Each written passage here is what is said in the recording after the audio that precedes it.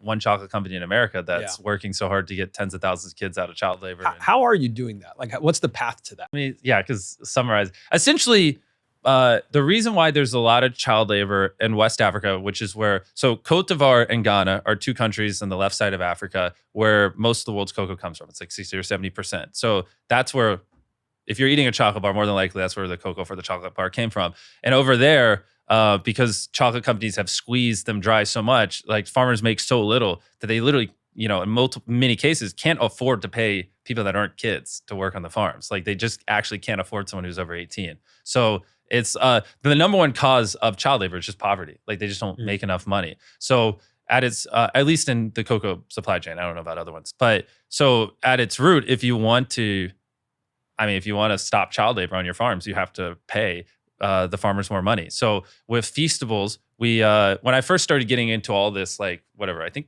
I've probably been obsessing over it now, like 18 months. I met a company called Tony's Chocolonely.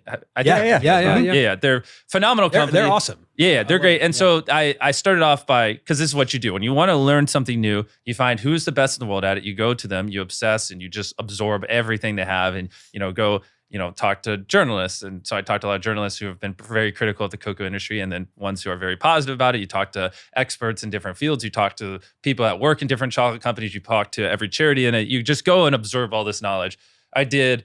And Tony's Chocolonely, which is like, the largest ethically sourced chocolate company in Europe. They're phenomenal. They had all the answers and they've been living and breathing this the past 15 years. So at the start, a lot of what we're doing is just doing what they're doing. And we formed a joint company with them where Feastables is sourcing their cocoa beans through Tony's supply so you chain. have like a joint sourcing company. Yeah. They call it Tony's Open Chain, that we source not all of our Feastables beans, but majority through. And then we're also, because the thing is, to stand up a program like they have takes a very, very long time. Because you got to hire people on the ground. You have to hire farm inspectors to go and audit the farms and seal RMRS and all this other stuff. So which we're building, but it just takes time. So we're sourcing majority of our beans through Tony's Open Chain supply chain. And then a small amount we're doing on our own and setting up our own ethical supply chain.